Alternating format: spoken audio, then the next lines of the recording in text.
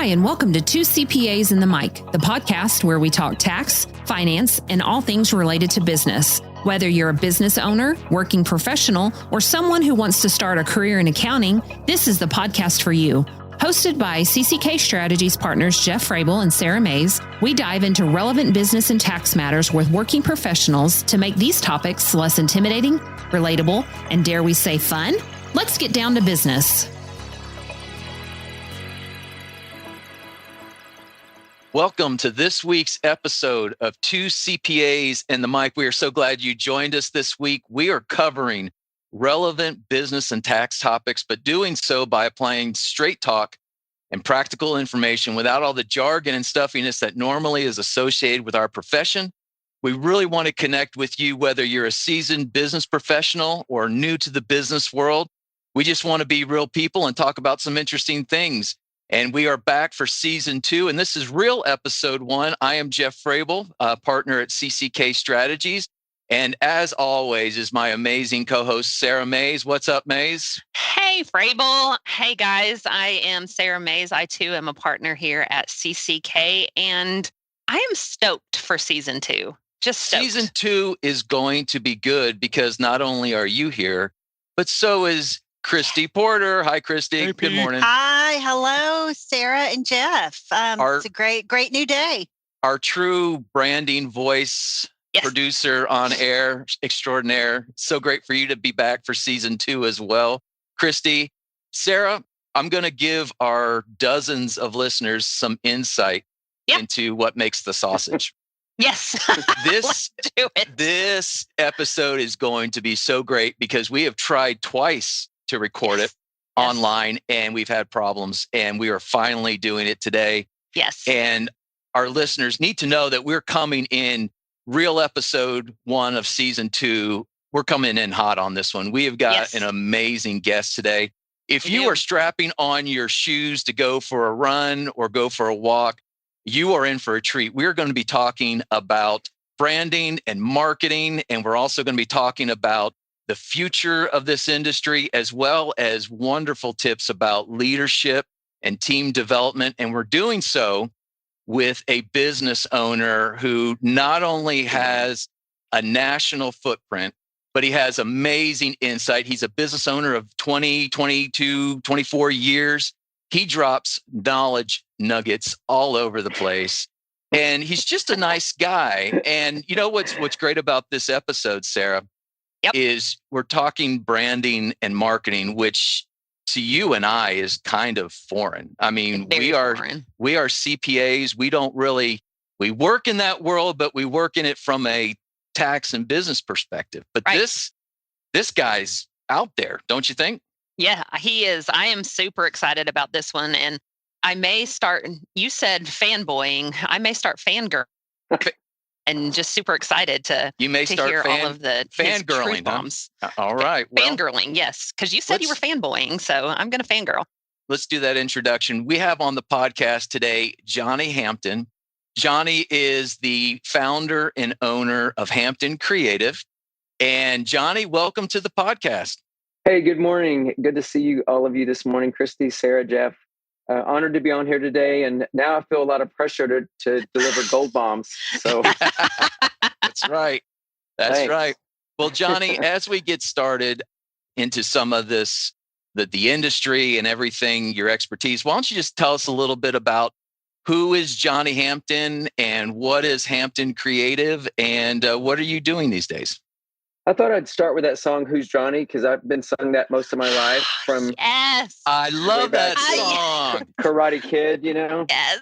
They came out in high school and I got sung that all the time. And finally a song about me that would also not be, hey, little Johnny got in trouble for this or little Johnny that, because that gets a lot as well. So anyway, can I tell you something, Johnie, real quick? And this is just hitting our 80s era beautifully. I'm the 80s guy. Sarah's the 90s girl. But to this day, when I hear that song on the radio, and our listeners obviously can't see this, but there was a neck move that was it Al DeBarge did, where they went, "Who's Johnny?" And he kind of flipped his head. And every time I listen to that song, I do that head flip. So great reference there. That's all right, so Johnie. Great. Well, I grew up in Arkansas. I grew up in a small rural town there, and always had big dreams of doing big stuff. Had no idea that it would take me to the booming metropolis of Tulsa, Oklahoma, coming from a small farming community of 328 people. I was really grateful to be here. Came here to go to Oral Roberts, had big dreams. And as it's been said there before, I didn't want to make small plans. We wanted to make big plans when I went there. And so I got my degree there in business and also design, started Hampton Creative in 2002. We've been going strong now this is our 24th year. And it's been a great, great run. We've learned a lot. We made a lot of connections in this city, but also all over the country and even some overseas. So it's been a great run, really, really great run. And we're grateful to be still on the map because agencies come and go a lot. And we're happy to still be here. Well, you're doing a great work. And I know we have already connected on this episode as far as eras and where we come from. But sure, I think I mentioned this to you before. There's two aspects of your life and my life that kind of run parallel to each other. One is, my understanding is that you were at ORU from 87 to 91. And while I was not at ORU, I was at Southwestern at the same time. So, and then the other thing is, I think you were working for someone for about 6, 7, 8 years before you started Hampton Creative. And that's about the time frame that I was with another firm. And then I made a big step of faith to move to CCK, which is probably similar to what you did with Hampton Creative. Can you talk for just a minute about what that step of faith was like and what made you do that step of faith? Yeah, I think there's something obviously very biblical about serving someone else before you start your own thing. And so I learned for 7 years under a really, really great man. And it taught me a lot about how to treat people. But the company at the time I was working for decided that they didn't want to do the work that we were doing, which was agency work, which was clients and design and those kinds of things. So he came to me one day and said, "Hey, we're going to go a different direction. If you want to take these clients with you, feel free to do that. Give us, pay us a commission for the year, and then the clients are yours." So it wasn't like I came from a family of entrepreneurs where I just said, "Hey, one day I'm going to own all these businesses." I never wanted to get out of the boat, but sometimes God has a way of kind of nudging you into new things. And I was kind of kicked out in a very, very healthy way. And I loved it. The first few years were rough, but what I loved is the freedom of being able to run a business and have my own employees, be able to make decisions who I wanted to work with and did not want to work with. And it was a joy all along. That was a joy. Difficult at times, and the excitement of being on the high seas and in your own boat is pretty exciting. Absolutely. Well, before we get into talking about exactly what you do, Johnie, brag about yourself a little bit. You all have won some awards nationally. Kind of talk a little bit about your success in the marketplace. We started out as a design firm, and now we're a full-fledged agency. So we do we do web and marketing digital strategy, lots and lots and lots of designs. But it was not exactly how I thought this would go. Cool thing is that you are diligent in an area and you continue to be diligent in the area and you continue to put time into those things. They eventually prove, if you stay in the game long enough, you end up getting some recognition. And that's what's been really great. And we typically don't look at recognition as like, oh, we're so great, because we feel like we're in this world. And I'm sure you guys feel the same way.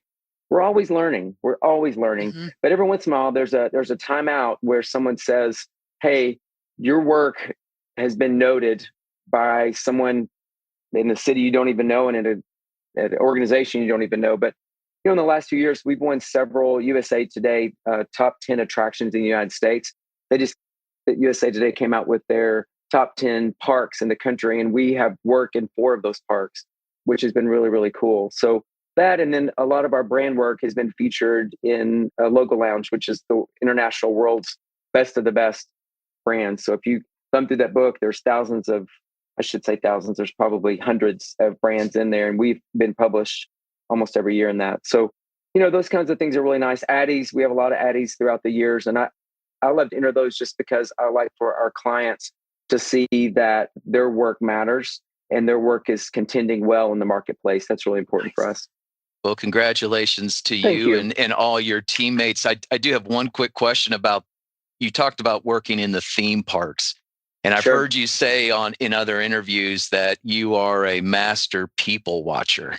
And so what do you do? I mean, when you go to a park with the kids, and your kids are older now, Are you working? Are you with the family? Are you always, No, what's going on there? my family laughs at me because I'm a big type aficionado. So I'm watching type everywhere we go. I'm watching traffic patterns. I'm watching offerings. I'm watching signs. I'm watching people movement. That's really important for us because we always know that design is a solve to a problem. So everything we design, it's usually a solution we're looking for when we design something. But that's always, for years we went to Disney, years and years and years. I mean, from the time that I think 6 months old, we had one of our kids in theme park, and I kept saying, "Why in the world are we going to all these theme parks?" And look, I mean, I enjoy it. My kids probably won't remember it at this age, but I realized that God had me on a pathway to learn things that were kind of something I dropped in my backpack to be able to use later in my career. Man, did he ever! When we were sitting at the office in SeaWorld, which we worked with them for a long time, there were context I had for things like bathrooms, like to say, you know what, no one knows. I've got kids. I'm always looking for where's the closest restroom so I can get my kids there and change diapers. I was like, there's no signage for this. So those were things I learned. Restaurants, like how long will it take me if I go into their restaurant when I'm trying to go see Shamu? Do I have enough time to do that? So I learned a lot in that. And I didn't know that those were the things I was learning, but I was picking up on a lot of those things that later came in to be really, really handy. Well, I'll say this, Johnie, if you need a special consultant on Disney World, I'm available. Just your dude, yes. I'm going to be down there this weekend. So, for sure. I love it. What a fun aspect. So let's get into some of the meat and start talking about branding and storytelling. And now everyone that listens is not a marketing expert. So can you just kind of talk us through marketing? What qualifies for marketing? What's branding, and what's the difference between the two? All right, Johnie, I am not anything in the world of marketing. So as a non-marketer, what is just the best way to explain that to me and to our listeners? Sure. Yeah.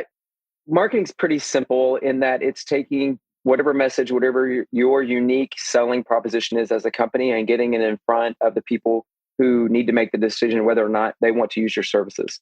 So that's often a process because we've got to find out, first of all, what message are you trying to say and how are you different than another organization? What is unique to you? And then the second question we ask is, well, where is that audience? So we have to define the audience, find the audience, and then in the middle of this is creating messages that will that audience will identify with and say, okay, I'd like to select this one over that one because of a message that was presented to me in such a way that A, I understood it, and B, I wanted to respond to it. Right. It's a pretty summarized answer there. Yeah. Pretty simple. Pretty simple. We live in it every day. So it's our everyday here at Hampton, and something that there are changing. And the thing about marketing that's so amazing is that when I started the company, we had very few marketing channels. So you were billboards and you were radio and you were TV. Now you've got TikTok and you've got LinkedIn and you've got digital ads and Google ads. I mean, there are so many more avenues to reach our audiences in their hand because most of the marketing goes right to their hand. And so that's what's been really amazing about this, but always trying to find new avenues to tell the story. So Johnie, in our industry, when we meet with a new business, the general question that gets asked is, how should I structure from a tax perspective? And we get into discussions, especially if it's like a solopreneur of some kind. We're like, well, should we start an entity? Should we structure a certain way? And sometimes the end result is, well, let's grow into this structure. If I'm a brand new business with a brand new idea, how does that process work from a marketing and branding perspective? What kind of conversations do you have with that type of person? Well, we have a saying here that you can't tell a story that you don't know. So for us, we start out with being really good listeners. We try to find out goals. So some of our companies are new, and that's great. We always start with a good brand because we always say it's the foundation. And the brand is not just a logo, it's all the surrounding messaging that goes with that. So if I say to you, what do you think about Nike? You initially probably see the swoosh, but your mind is encompassed with sweat and grit and clothing and athleticism and NBA sports stars. It has so many more things around it. So you can get really complicated with that, but we typically come real back to something really simple and say, what is it that you offer? Let's own that. Let's make that really clear what you offer. And then let's work on the simplicities of like we said earlier, your audience. Who is your audience? Who are you trying to reach? And some clients come to us and they're kind of in a 911 situation of saying, I'm in trouble. I've got to figure out how to get sales up. That's 911 marketing. It's dangerous, but we think of an ounce of prevention is better than a pound of cure. I'd rather build a brand slowly and begin to really own what I do before I run out and say that I'm the best at everything. So we can't be the best at everything, but we really can focus on one thing and do that really, really, really well. And so we try to coach our clients in that of understanding their story, understanding what their goals are, even if it's a 3-month goal, 6-month goal, year goal. Let's take the elephant a bite at a time and walk together in that. We're real big on partnership. We're real big on asking questions. We thought we heard you say this. This is what, like, are you okay to move into this area, whatever it is, but we walk together. So it's also being an authority and being a professional, but also clients do oftentimes make their own decisions. And so, my answer usually is, well, in my professional opinion, this is what's the best way to go with this. And if they don't take that, it's okay. We're not always right either. It's true. But what happens is oftentimes more than not, when the mistake is made or they don't follow advice, then they come back later and say, okay, we're sorry, we messed that up. Let's try that again. So that's the part of the partnership that we love so much is people are people. And they, as you run a business, you understand there are a lot of things that affect people's outlook. There are a lot of things that affect their decision-making. And so we have to be here to be a pro in this and help them get from point A to point, whatever it is, the point they're trying to get to. Gosh, Sarah and Jeff, that Johnie just said a few things that resonated with how I know you both. The challenging questions you hear from, I'm not even going to say clients, but people who come with problems. And the first thing I heard was, let's take care of this problem. This is a solution I need you to produce.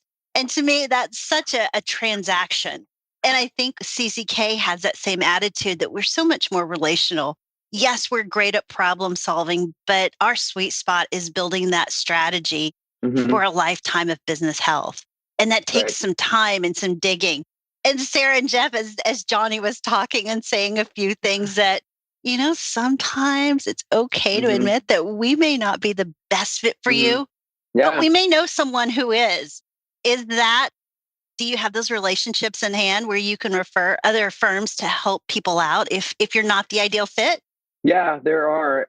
Yeah, absolutely. We have several that way. And it is, it's often a challenge because we have the opportunity and you guys have the same opportunity to pick and choose who you want to work with. And you know what I have to say? Now, I'm not for everybody. I'm really not. I will give my darndest and I will try my hardest to be great for you. But if your communication's not good and we can't walk in step together, that's really important as walking in step. Like, can we travel this road together? Or are you going to run way ahead and try to solve something that I, as a pro, you hired me to do? There's so many people that don't always take our advice. And, so we refer to other people. Yeah, all the time. Johnie, I mentioned this earlier in the introduction about how I admire the creativity that you all are gifted with. When you work on a project for a client, how does that develop? I mean, you talked about meeting with the client and hearing what they want to do and who they are. But when the teammates at Hampton Creative get together, how does that formulate? Do you just get together and start spitballing ideas and all of a sudden something hits? Or what's that secret sauce? How's that work? Yeah, we always have a tool bag, just as you do, of different things that you can use to solve a problem. So sometimes it's kind of like, when the guys went to space and couldn't get back, they threw everything out on the table and said, here's what we got. Which of these tools is going to be useful and how can these tools work together? There is no magic bullet for anything or magic arrow, whatever.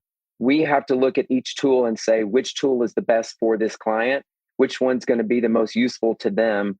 But when we sit in those conversations, we're all coming from different perspectives, different ages, you come from different agencies, different backgrounds. Those things all really help, but the collaboration is beautiful. It is a beautiful thing when we can sit at a table. And, again, collaboration takes a lot of trust. It takes a whole lot of trust between all of us because not everyone's idea, again, in our own team is going to always be the best idea. But we often say, you have to lay things down at the table when you walk in and say, I'm going to throw these things out here. I'm not offended if we don't take it, but I'm going to give you what I think, judging of everything that I have sitting on the table of where the problems are to solve. These are what we think might be the best pathway for the client. And sometimes we get the client choices and say, these are the best, but here are 3 different options. And more expensive, medium expensive, less expensive, that we believe will help you get to your goal. Yeah. And again, like Christy indicated, that's really the way we operate as well. So it's, even though we're different industries, we operate similarly. So one last question before we move to the next topic, but how do you hire for that? Yeah. How do you gauge individuals as far as, it's interesting to me. Yeah. I had a client once tell me, they said, you're an amazing designer. Your team is amazing, but I think your best gift is finding people that are great to work with. And so that's always been important to us. We didn't want to just come to work every day and have that one guy or that one girl that just irritates everybody. They're really good at what they do, but they just tick everybody off.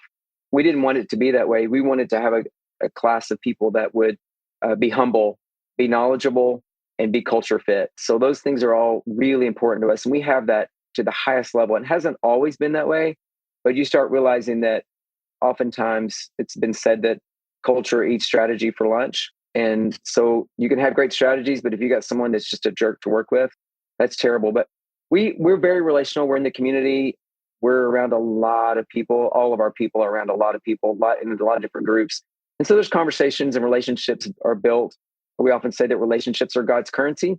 So how we get through this life is through relationships. And so finding ones that are fit for Hampton Creative have to fall within kind of our culture knowledge guideline. Relationships are God's currency. Totally wrote that down. I totally wrote That's that an atom bomb right there. Yes. Wow. If you're listening, you need to be taking notes. That's just, I actually kind of got some goosebumps on that one, Johnie. Thank you. Thank you for that. So, okay, let's move into another part of the industry here real quickly before we start talking about another passion of yours, which is leadership and team development. Let's talk about the devil. Let's talk about AI. How is this reshaping your industry? And what do you see as being positive? And what do you see as being maybe less than positive?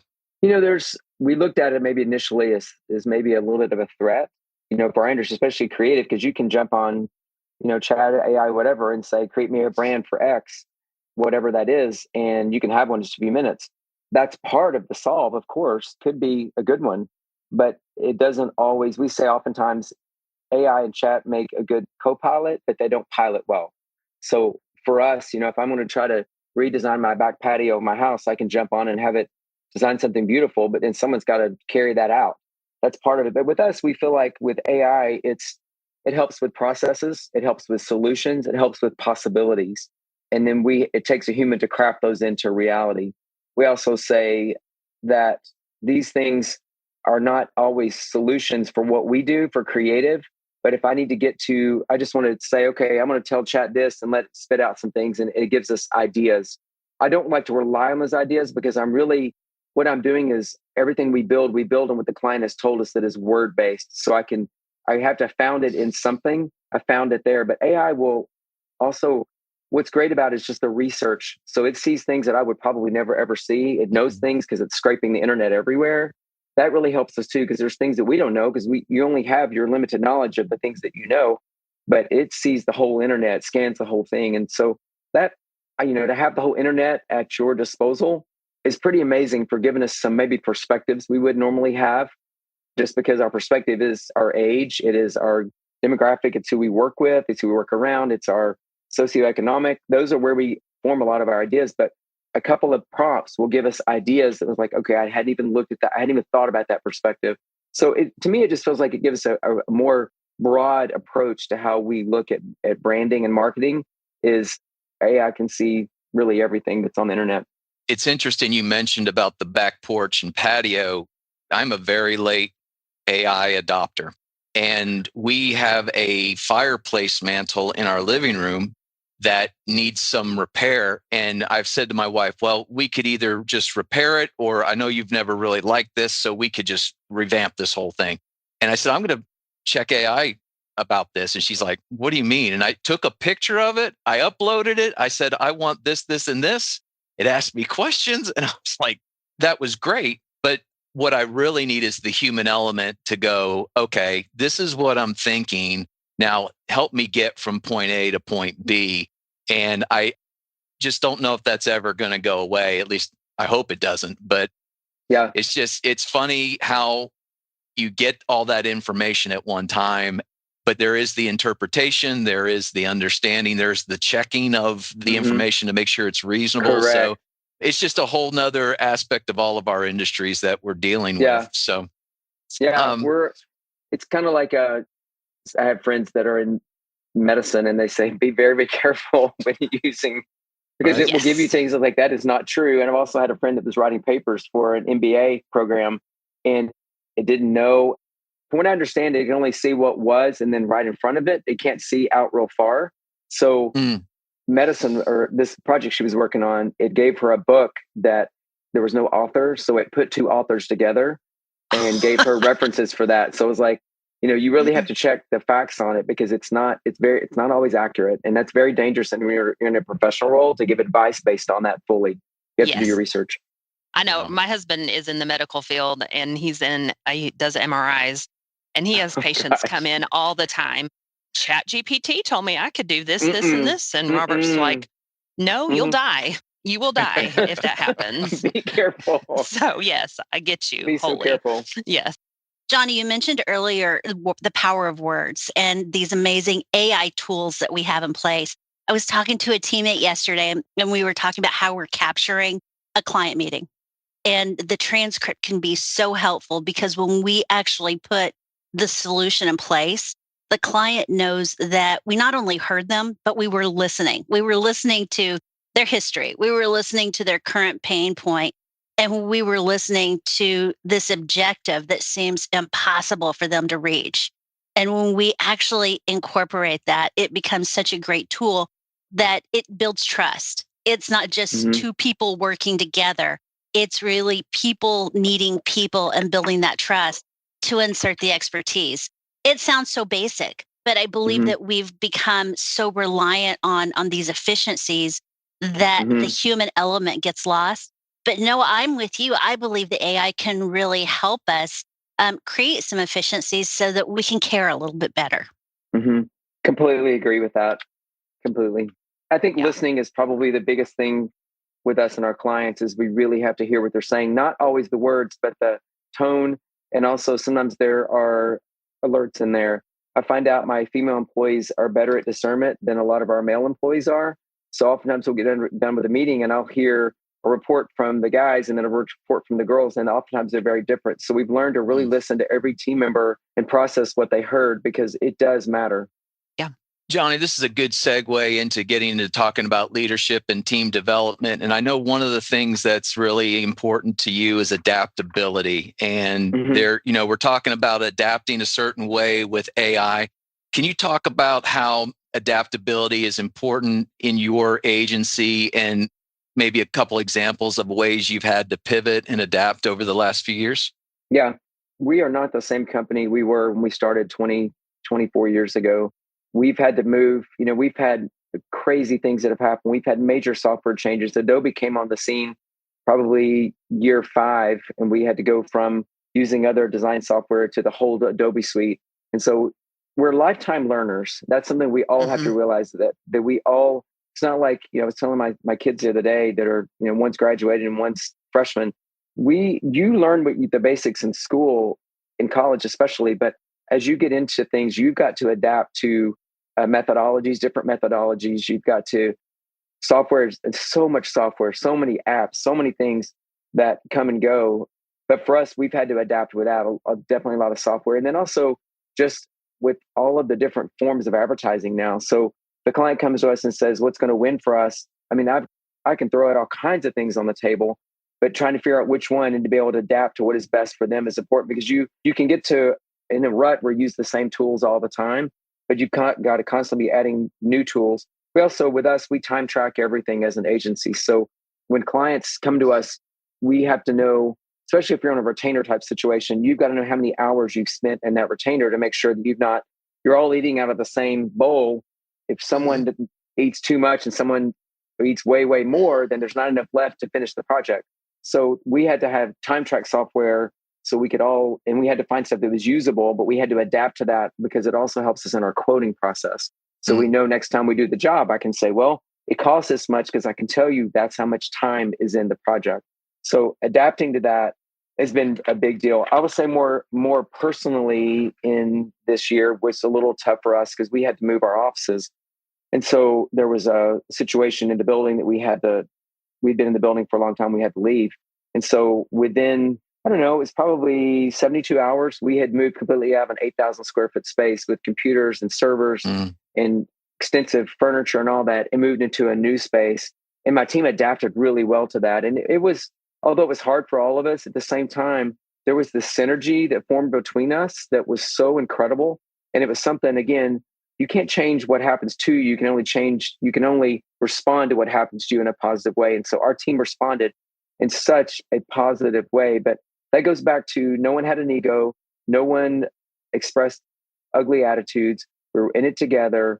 The humility that happened, bringing, coffees to everyone and having pizza one day really helped our team adapt really, really well. And I'll say this, some of our clients, like for instance, some of our theme park clients, the adaptability with them has been in what it looked like to take a brand that was really, really old, realize that it had been celebrated for 50 or more years, and realize, this is dated. We need to adapt to where your audience is now. We need to create spaces inside the parks that allow them to help tell your story, because a younger generation is us too. Love selfies. We love celebrating where we are. We don't mind, hey, I'm at this place. I'm at this concert. I'm at this, here's me and this whale. Here's me and an elephant. We love that, but we have to make spaces for that in our design to say, hey, when we go through things, we need to pause for a moment and enjoy where we are, take a photo with our family, enjoy those moments. So adapting to those things is not just always me going to a situation and consuming, it's consuming with others and being able to share that with other people.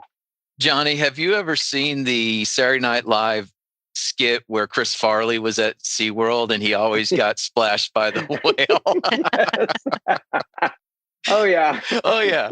It's so great. It's a great classic skit. So yeah. Okay. So I'm a business owner and I'm listening to this, and I've already gotten some great wisdom and insight related to branding and marketing my company. But I really want to know more about how I can take care of my people. I've learned about how to adapt from some of your words, but I really want to care for my people. And I know this is a real passion of yours. I've heard you talk about stewarding talent and being a light to your teammates' families.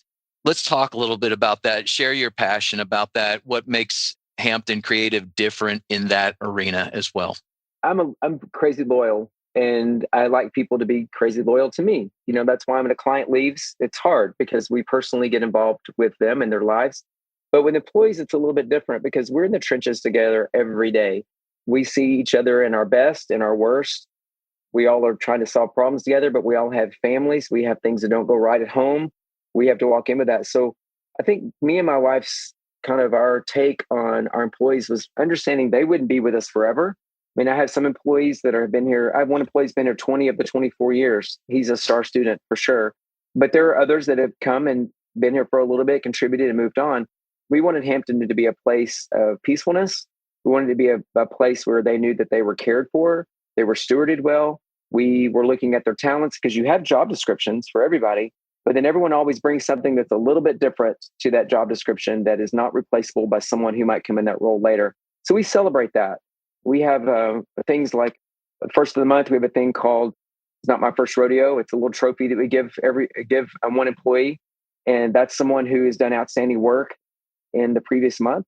And we celebrate birthdays. We celebrate anniversaries. We celebrate their spouses' anniversaries. We do special things for their children on their birthdays. We just want them to know, if you want an employee to stay, you do whatever it takes to make sure that it's not just a comfortable place to work and a decent salary and benefits. It's also those intangibles that make people say, I don't want to leave here. I don't ever want to leave here. And the last important thing is snacks. We have a very nice snack bar with all kinds of amazing variety of snacks and soda drinks and all the Waterloos and all whatever, fill in the blank. But that's a great thing too, because it's just, afternoon, a little bit of weakness. Hey, I'm going to go grab this. And there's just there's a joy to that I think our team feels, and it keeps us moving forward with our people. What's the size of your agency currently, Johnie? We're 13 people. 13 people. 13. Okay. And we've been as high as 15, but 13 feels like a really good spot right now. One of the things I thought I heard you say, so you correct me if I'm wrong, but I thought I heard you say me and my wife, and you referred to our employees. Yeah. Is your wife involved in the company, or is that just the way it's transcended through your family, that your family appreciates your teammates as well? Explain that. Yeah, pretty amazing. You know, when we started the company, our kids were really young. So she chose to leave her career as a basketball coach and a school teacher to stay home with our children. But when we started the company, we realized that her part to play in this was maybe not a daily active role, although she comes here a lot and she's the one that's the chief celebration officer. So she's the CCO. So she comes in and does all of the parties and the gatherings and things like that. But she also is the one, when I come home at the end of the day, I'm sharing, you know, what happened and people's individual stories. And she's the one that prays for our people all the time. We all pray, but she's real sensitive toward those kinds of things. And people matter to both of us. We're both extroverts. We love people. And so that's her part to play in that has been really, really important for me as a CEO to run things past her as someone, again, who is very discerning and, again, loves people. I'm going to step out on a limb here, but it's something that I heard years and years ago that I have never forgotten. And I was doing some executive coaching, and my coach always referred to his wife as God's sexy voice because of those reasons, that the discernment, and and you referenced it earlier by talking to your male and female teammates. We're just wired different, and we could get so far into something and just completely miss something. And it's usually our spouse that kind of, from our perspective, that helps. And that's amazing. So Johnie, as we start to kind of wrap this up a little bit, I want to talk about mentoring, because previously you mentioned that you had a very influential mentor in your life. How does mentoring play a role at Hampton Creative, and how are you carrying out that, not really a tradition, but that concept? You know, as we age, we talk a lot about giving away what we know, because you get to the point. I mean, we've seen the progressive commercials and the older people I laugh so hard at those things because I find myself doing some of those things, you know, trying to help people out. And, you know, they call the name. It's like, John, your coffee. It's like, why are you telling? They've already said that, you know. Those commercials, I can probably live out most of those, because as you get older, your heart is to really help those around you. And if it means stopping on the side road to help someone change a tire, or if it means helping them find their drink, or telling them in the grocery store where, you know, their brand of mustard is, you know, you kind of are that way. But we tried to back up a little bit at Hampton and put that in our core values, is that it would be something that we would always be looking for young up and comings, whether they're an employee or not. But just, we see people, because there were people that saw me earlier in my career and mentored me hardcore. And at that time, we weren't using the word mentor. It was just, you know, someone that just was helping, I guess. But now it's become such a strong word that is deeply meaningful. But for all of us, we speak on college campuses, we speak in classes, we speak on our expertise. Many students are looking for, what does it look like on the other side of my degree? Like, how can I do this successfully? What are the things I need to know? You know, where would be my blind spots? They ask amazing questions, and they're all really looking for mentors. So we are on college campuses a lot doing that. It's important that we find a group of people that we can invest what we know into. And we have internships and things like that. Those are definitely, we do job shadows with high school kids as well. But I think the personal side of that is finding some students. I have a couple of students that I was mentoring at ORU, some of their entrepreneurship classes. And so, I mean, it was cool this week to find one of them called me and say, hey, I started my business, a car detailing business. He came and detailed my car. He did a phenomenal job. But I love the fact that we can go from idea to actually fulfilling that. But it also takes a cheerleader somewhere. We need to be cheerleaders for people around us who are doing their best to try to make something of their lives. And all it takes is just one or two words from someone. All of us are experts. You know, one word to a student that says you can do this, or here's something that you might need to know, can change the whole course of their lives. But if we just go through running through things and not really paying attention, we're going to miss out on amazing opportunities. Because I'll tell you something, some of those students that I mentored have come here and been employees. Nice. So you never know when that's going to happen. And you might be laying a road for yourself later down the road. You might be giving yourself a gift if you would take a moment and look around you who you can invest in. Those are several nuggets there that are just beautiful. I have a final question to ask Johnie, but I know, we're doing this on Teams, and Christy, I can just see you smiling and taking notes, and Sarah, same thing. Is there anything as we start to wrap up, Christy, that you want? Yeah, I see your hand. Go for it, girl. Is there something you want to ask? Yeah, Johnie, you've hit it. I think you've already answered it, but I would love to hear it in the form of an answer to this question. You've talked about the what you guys do, what you do personally. You've talked a little bit about the how you get to the strategy, how you identify the target audience and create an effective communication to meet the objective. The most important question of all time, what's your why behind all of this? Not just in Hampton Creative, but what's Johnie? What's your why? Yeah, that gets real personal, Christy. And it's one of those that I try to share with my life and less about my words, more with my actions. But at the end of the day, my hope and my heart is that through the work that we do, through the words we do give to people, through how we respond in kindness, that somehow people are pointed to, again, we're creatives. There is but one creator. We want to point people to him.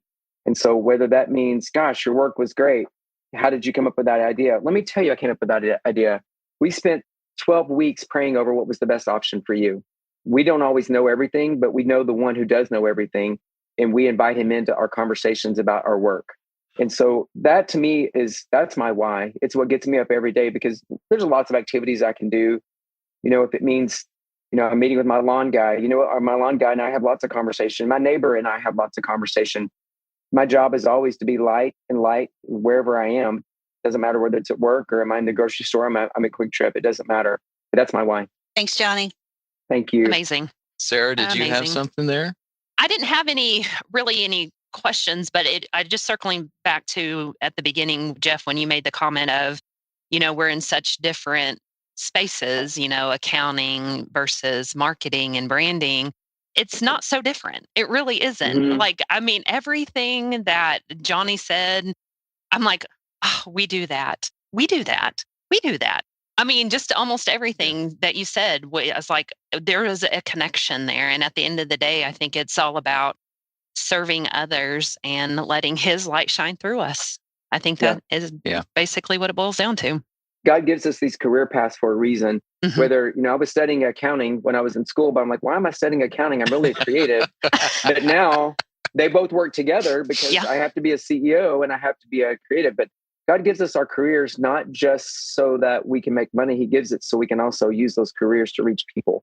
And that's my heart, has been for years. Johnie, I almost had an emotional breakdown with your last diatribe there because, and I'm going to try and say this as emotionally free as possible. That executive coaching that I did years ago, 10 years ago, maybe even 15 years ago, the most beneficial thing that I came out of that coaching was a series of self-affirmations that I wrote. Yeah. And one of them literally is, I may not know everything, but I know the God who created everything, and he will help me figure out a way through the things that I do not know. And that's exactly what you said. And I was just like, wow, that's something else. Yeah. Yeah. He's a pretty simple God with a lot of the same pathways for us. And if we can tap into it, man, it's life-changing, not just for us, but for the people around us. And that's always my heart. All right. Last question, Johnie, business-wise. I've heard you say, I really like this quote, and I'd like you to kind of expand on it just a little bit before we finish up. But I believe I've heard you say before, if we get better, our clients will get bigger. And that really touched me. Can you explain that a little bit?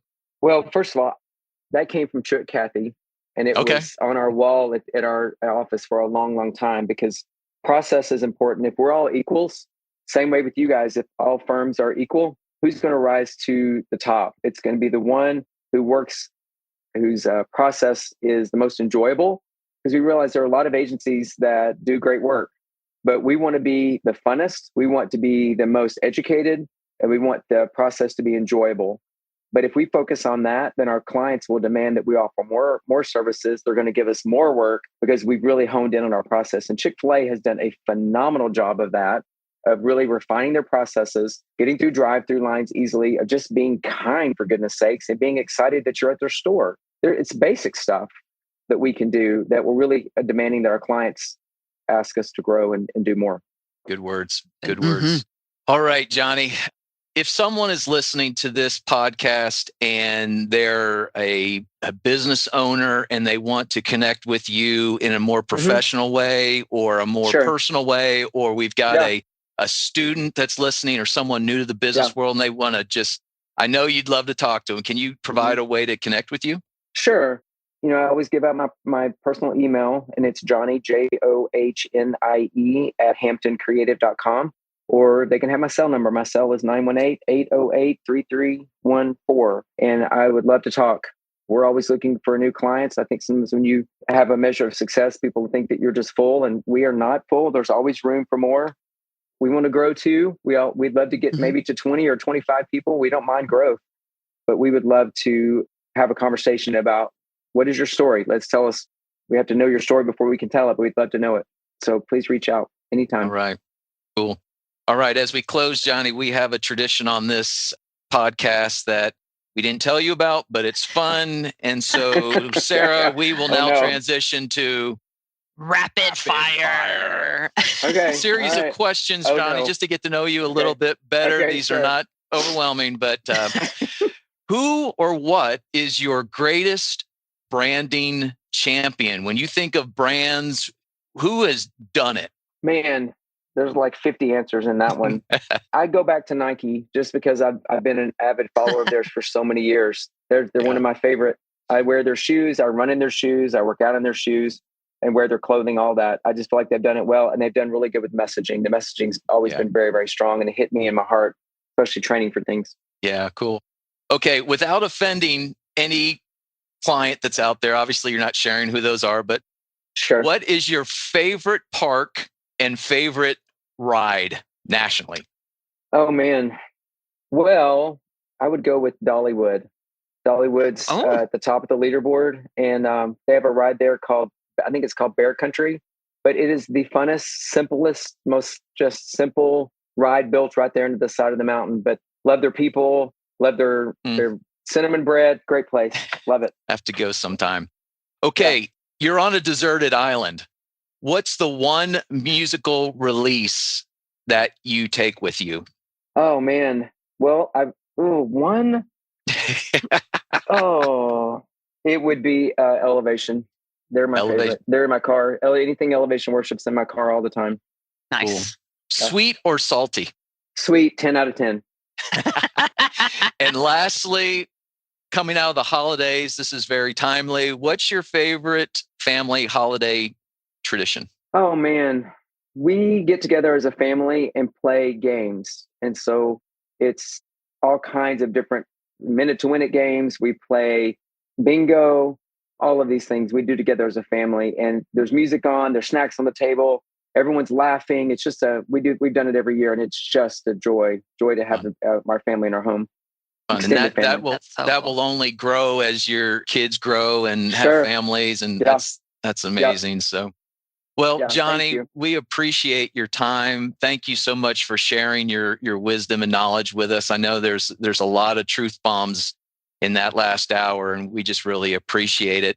Sarah, do you want to invite our listeners to email us? Yes. If you have any questions for us or any ideas on future podcasts, please reach out to us at podcast@cckcpa.com. And do we want to at least note the contest one last time? Yes.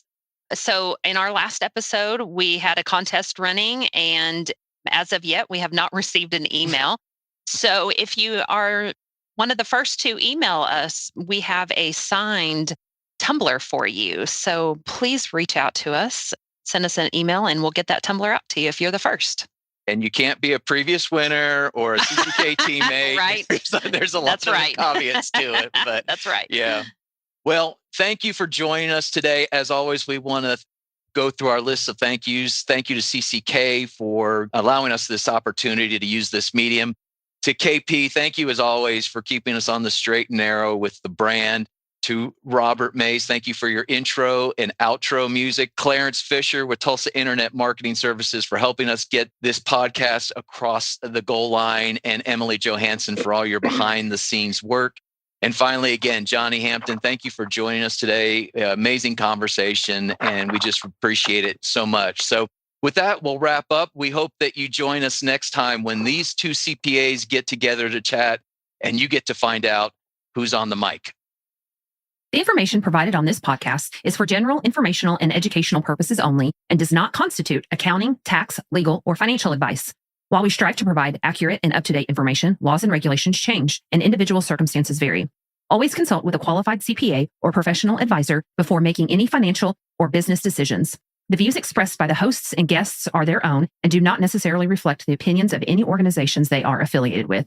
Listening to this podcast does not create a client-accountant relationship. By listening to this podcast, you acknowledge and agree to those terms. And that's a wrap for this episode of Two CPAs in the Mic. If you found today's episode helpful, please subscribe, share, and leave us a review. Have questions or ideas for a topic? Reach out. We'd love to hear from you. Email us at podcast@cckcpa.com.